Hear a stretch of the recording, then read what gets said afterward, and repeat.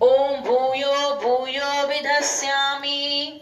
अब आप इसको सूंघिए, ऐसे जितना गहराई में तो 2-3 बार सूंघिए। ओम विश्वानि देव सवितुर्दुर्तानि परासुव यद्भद्रं तन्न आसुवा। रख दीजिए इस थाली में, अच्छे सुन के रख दीजिए। जब बच्चा छोटा होता है उसे पूरे शरीर में जो खाल होती है वो खाल भी पूरी जो सुन एक रिसीवर की तरह काम करती है, वो अपनी स्किन से खाल से भी सुनता है। तो जब आप कोई बात कहोगे तो बच्चा पूरी बात को ग्रहण करता है। 3 महीने के बाद बच्चा 6 महीने तक इतनी उसके अंदर ताकत आती सीखने की कि वो हर रोज 5000 शब्द सीख सकता है। कितने शब्द सीख सकता है? 5000। तो अब अगर आप अच्छी किताबें नहीं पढ़ोगी, अच्छी बातें नहीं करोगी, तो जो शब्द उसको सीखने को मिलेगा वो सीख लेगा। किसी ने गलत शब्द कहा आस पड़ोस में तो उसने सीख लिया। तो आपको जितना बच्चे को साथ जितनी बात करोगी, जितना उसको अच्छी अच्छी कहानी सुनाइए। कोई किताब पढ़िए तो आप ऐसे पढ़ो भावना करके, हाथ दाहिना यहाँ रख लीजिए, कोई कहानी सुनाइए दाहिना हाथ रख लीजिए गर्भ पे, और उस बच्चे को बोलो कि बेटा चलो आज कहानी सुनाती हूँ मैं आपको, बहुत अच्छी कहानी है, बढ़िया बढ़िया कहानी, अच्छी सोच वाली कहानी सुनाइए। तो बच्चा जो गर्भ में है आपका वो बहुत अच्छा होगा आपके लिए, भविष्य के लिए। तो आइए संकल्प करते हैं इसके लिए। यही संकल्प करना है कि आपको दिनचर्या अपनी ऐसी बना करके रखनी है जिससे आपका बच्चा जो है एक ऐसा विषय बन के आए कि आपको जो है उस पर गर्व हो कि ये मेरा बच्चा जो है सब कुछ अंदर से इतना कुछ सीख के आए। आपको कहानी अब उनकी भी याद होगी कि भक्त प्रहलाद को जानते हैं सभी लोग। होलिका जब होती है, दहन करते हैं हम लोग, तो भक्त प्रहलाद किसके संतान थे? राक्षस की संतान। किसके थे वो? राक्षस। हिरण्यकश्यप राक्षसी तो था ना, तो राक्षस की संतान थी। जब ये गर्भ में थे माता के, माता का नाम था कयाधु। तो कयाधु माता के जब गर्भ में थे तो इनको इंद्र भगवान मारने के लिए आए थे कयाधु माता को, कि इनको मार देंगे, क्योंकि जब इनका पिता इतना बड़ा राक्षस है तो ये बच्चा पैदा होके आगे ये भी राक्षसी वृत्ति अपनाएगा, ये भी राक्षस बनेगा। तो उतने में नारद मुनि आ गए, उन्होंने रोक लिया कि नहीं इसको मारो नहीं, गर्भ में बच्चा है, इसको नहीं मारना चाहिए, स्त्री को वैसे भी नहीं मारना चाहिए। तो वो उनको वहां से छुड़ा करके अपने आश्रम में ले गए नारद मुनि। आश्रम में ले जाने पर क्या हुआ? नारायण नारायण वहां तो होता था उनके आश्रम में, सुबह से लेके शाम तक केवल ऐसा कार्यक्रम था जिससे कि व्यक्ति के श्रेष्ठ ही बन सकता है, सब अच्छे कर्म सारे सब कुछ। तो बच्चा जो है नारायण नारायण सीखते सीखते क्या बच्चा गर्भ से कहते हैं क्या दो माता गर्भ से आवाज आती थी नारायण नारायण की। तो बच्चे के अंदर इतना असर पड़ गया, और बच्चा जब पैदा हुआ तो आप जानते हैं सभी कहानी की, उसने जो है कितना भगवान का भक्त हुआ और उसने अपने पिता तक को पूरी तरह से इतना मजबूर कर दिया कि अंत में पिता का जो है भगवान श्री नारायण ने आके उनका फिर वध भी किया। ये आप जानते हैं कहानी उनकी। तो आज संकल्प लीजिए कि आप जो कुछ भी करेंगे सब कुछ हर कर्म में ध्यान रखेंगे कि मेरा बच्चा देख रहा है मुझे, मेरा बच्चा सुन रहा है, मेरा कोई भी कर्म अगर आज खराब हुआ तो मेरा बच्चा वो सीख जाएगा। फिर हम बच्चे को नहीं कहेंगे कि आपके अंदर ही कहां से चीज आ गई, आएगी कहां से? गर्भ से ही, या हमारे आसपास के वातावरण से। संकल्प में अपना नाम बोलना है, अपने गोत्र का नाम बोलना है आपको, ठीक है? मन में बोल लीजिएगा। अद्य गोत्रपनः नामहं पुंसवन संस्कार सिद्धार्थम देवानां तुष्ट्यर्थम देव दक्षिणा अंतर्गते दिव्य चेतनाम स्वत्मियां करिष्ये सुसंस्कारा यत्नं करिष्ये स्वस्थां प्रसन्नां कर्तु यतिष्ये मनोमलिन्यं नो जनिष्यामि स्व आचरणम् अनुकरणीयं विधास्यामि इत्येषां व्रतानां धारणतां संकल्पम अहम करिष्ये। थाली में रखवा दीजिए। अग्नि स्थापनम, आप सभी दीप प्रज्वलित करा दीजिए। महामंत्र से जीवन के सब पाप हरो, गायत्री के महामंत्र से जीवन के सब पाप हरो, सुंदर सुखी बनेगा जीवन गायत्री का जाप करो, सुंदर सुखी बनेगा जीवन गायत्री का जाप करो। ओम भूर्भुवः स्वः तत्सवितुर्वरेण्यं भर्गो देवस्य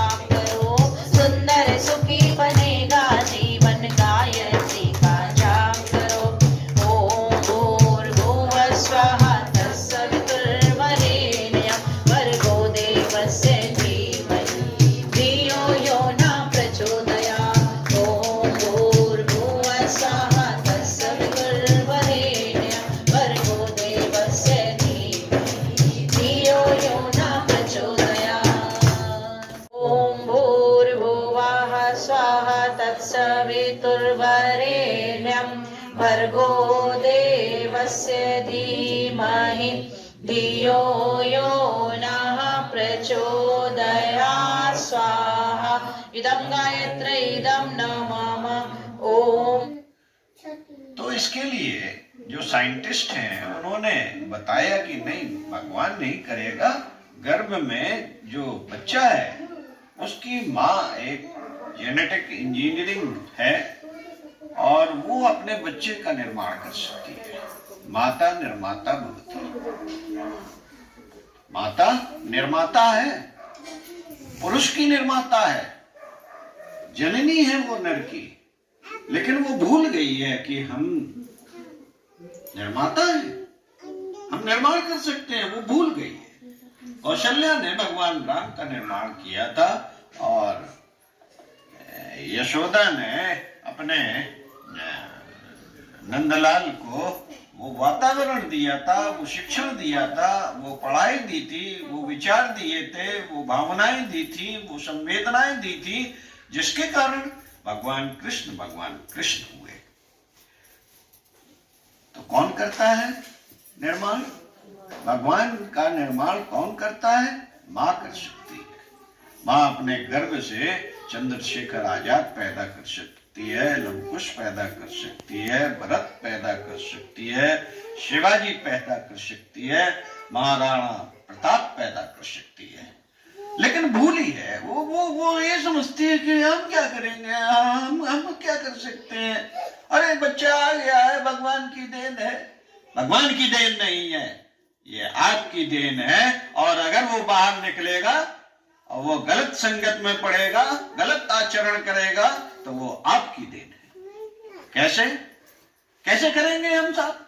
अरे हम अपने विचारों से कर सकते हैं, हम उसकी इंजीनियरिंग कर सकते हैं। हमने उसको गढ़ने के लिए एक साइंस डेवलप की है, मार्फोजेनेटिक बल क्रिएट होता है। डॉक्टर रूपर्ट शेल्ड्रक ने ये बताया। डॉक्टर रूपर्ट शेल्ड्रक ने ये ज्ञान विज्ञान बताया है कि मार्फोजेनेटिक फोर्स निकलता है, दिव्य शक्तियां निकलती हैं। जब बच्चा गर्भ में होता है तो उसकी विचारणा माँ की जैसी होगी, अच्छी होगी, तब निकलेगा। दिव्य शक्तियां अपनी पावर तब देती हैं जब आपकी अच्छी भावना होगी, अच्छी विचारणा होगी, अच्छी संवेदना होगी। और यही सब नहीं, घर का एटमॉस्फेयर वैसा करना पड़ेगा। ये जगह यज्ञ हो रहा है, दीप यज्ञ, तो यहाँ से जो ऊर्जा निकल रही है, इससे वातावरण का निर्माण होता है। गायत्री मंत्र यहाँ जो आपने कई बार पढ़ा, जपा और उसकी आहुतियां दी, दैवी शक्तियां तृप्त हुई, तो वो दिख नहीं रही है, दिख तो बच्चा भी नहीं रहा आपका, लेकिन साइंस ने सब मशीनें लगा के उसकी क्रियाएं देख लिए, भावनाएं विचारणाएं नहीं देख पाए। भावनाएं विचारणाएं तो माता को स्वयं डेवलप करनी है, अपनी उस तरह की भावनाएं बनानी है, विचारणाएं बनानी है जो अच्छी पुस्तकों से मिलेंगी पढ़ने पर, अच्छे लोगों के साथ सत्संग करने पर मिलेगी, क्वेश्चन आंसर करने से मिलेंगी।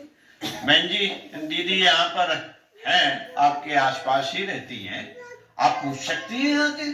बहन जी, यहाँ पर उपस्थित सभी बहनों को प्रणाम, भाइयों को प्रणाम।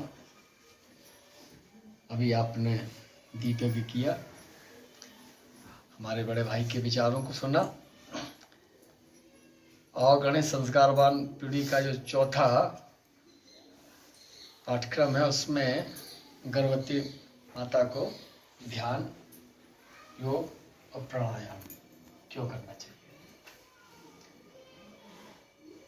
इसके पहले हम अपनी बात शुरू करें एक साथ एक स्वर में। मानस में एक चौपाई है कि जो इच्छा करी हो मन माही, प्रभु प्रताप कछ दुर्लभ नाही। यहाँ बैठ के आज हमने दीप यज्ञ के माध्यम से कोई इच्छा लेके जा रहे हो। इच्छा क्या होगी कि हमारा जो गर्भस्थ शिशु है वो स्वस्थ हो, बुद्धिमान हो, मेधावी हो। ये हमारी एक यहाँ से इच्छा हुई होगी कि ऐसा हमको शिशु प्राप्त हो जिससे हमारे कुल का नाम आगे बढ़े। इसके लिए हमको शारीरिक रूप से और मानसिक रूप से स्वस्थ रहना आवश्यक है, क्योंकि यदि हम शारीरिक रूप से स्वस्थ नहीं है तो हमारा शिशु कमजोर होगा, मानसिक रूप से अस्वस्थ होंगे तो हमारा शिशु जो है मानसिक रोगी पैदा होगा। तो हमको शारीरिक रूप से और मानसिक रूप से स्वस्थ रहना जरूरी है। इसके लिए हम प्राणायाम करते हैं। प्राणायाम इसलिए करते हैं कि जिससे हमारे श्वसन तंत्र मजबूत हो सके, हम अपने आप को हर स्थिति परिस्थिति में सहज बना सकें। इस योग माने आसन, सहज योग है जो हम कर सकते हो, वो योग अपनी स्थिति परिस्थिति के अनुसार गर्भवती माँ बहन को करना चाहिए, जिससे हमारा शरीर अच्छा रहे, हम स्वस्थ रहें। ध्यान में इसलिए करते हैं कि ध्यान जब हम करते हैं तो ध्यान से हमारे अंदर एक मानसिक प्रक्रिया होती है, और जब हम ध्यान करते हैं तो ध्यान में एक प्रक्रिया है, कोई पूजा पाठ नहीं है। ध्यान में आंख बंद करके हम अपने आप को अंतर्मुखी होने का प्रयास करते हैं। जब भी कोई व्यक्ति व्यथित होता है तो बड़े बुजुर्ग कहते हैं कि शांत रहो, थोड़ी देर शांति से बैठो, पानी पी लो, इसके बाद अपने आप को ठंडा करो। और ध्यान में जब हम जाते हैं तो सबसे पहले अपनी आंखें बंद करते हैं। आंखें बंद करने के बाद अपने आप को शांत करने का प्रयास करते हैं, लेकिन मन है हमारा शांत नहीं होता है और हमारे अंदर विचार बराबर चला करते हैं, और विचार वो विचार आते हैं जहां पर हमारा शरीर गया हो, वहीं पे हमारा मन जाता है। इसलिए हम ये प्रयास करते हैं कि हम अपने अंदर ऐसे विचारों को ना आने दें जो हमारे लिए और हमारे गर्भस्थ शिशु को प्रभावित करें। ध्यान करने का एक फायदा भी होगा। ध्यान करने का सीधा फायदा है कि खास तौर से जब हमारी गर्भवती माँ बहन ध्यान करती है तो ध्यान करने का सबसे पहला फायदा ये होगा कि हमारे अंदर रोग प्रतिरोधक क्षमता विकसित हो।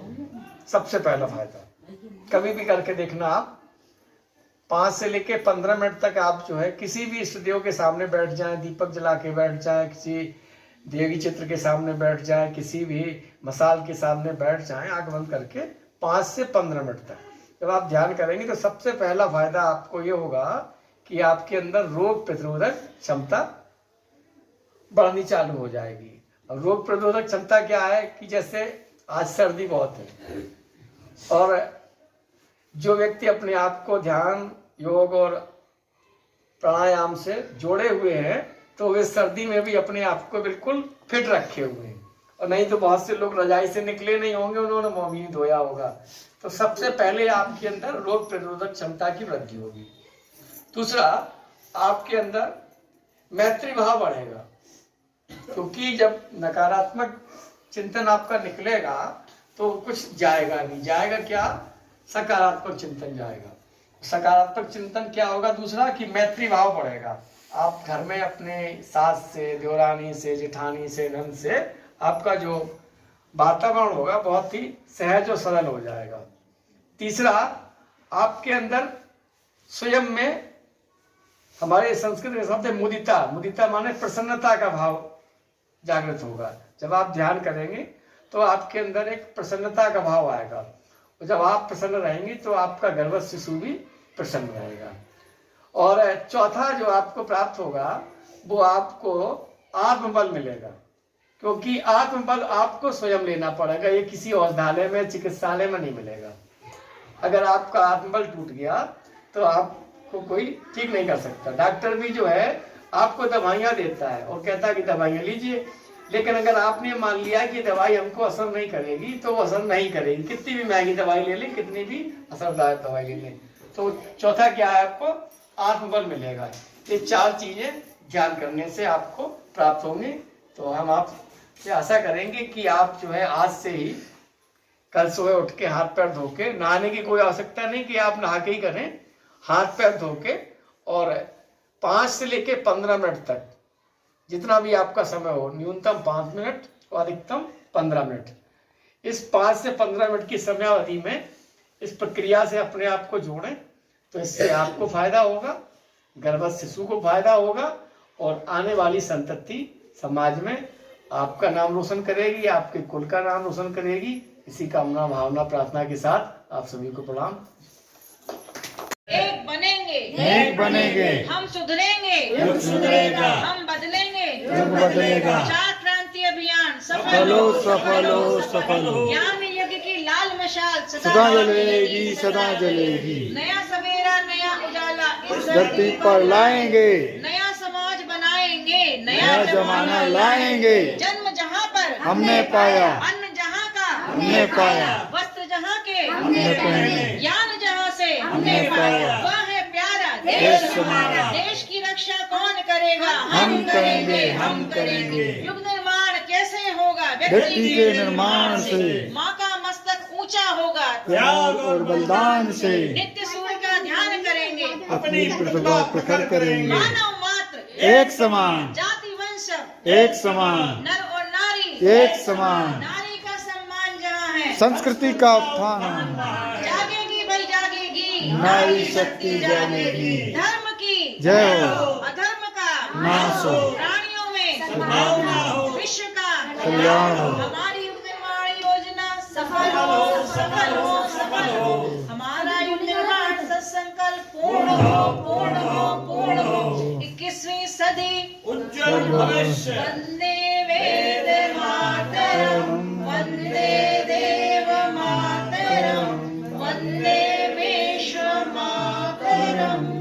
एक बनेंगे, एक बनेंगे, हम सुधरेंगे, युग सुधरेगा, हम बदलेंगे, युग बदलेगा। चार क्रांति अभियान सफलो सफलो सफलो। ज्ञान यज्ञ की लाल मशाल सदा जलेगी सदा जलेगी। नया सवेरा नया उजाला इस धरती पर लाएंगे, नया समाज बनाएंगे, नया जमाना लाएंगे। जन्म जहाँ पर हमने पाया, अन्न जहाँ का हमने पाया, वस्त्र जहाँ के हमने पहने, ज्ञान जहाँ से हमने पाया। वह है प्यारा देश हमारा। देश की रक्षा कौन करेगा? हम करेंगे, हम करेंगे। युग निर्माण कैसे होगा? व्यक्ति के निर्माण से, माँ का मस्तक ऊंचा होगा, त्याग और बलिदान से। नित्य सूर्य का ध्यान करेंगे, अपनी प्रतिभा प्रखर करेंगे। मानव मात्र एक समान, जाति वंश एक समान, नर और नारी एक समान। नारी का सम्मान जहाँ है, संस्कृति का उत्थान, जागेगी भाई जागेगी, नारी शक्ति जागेगी। धर्म की जय हो, अधर्म का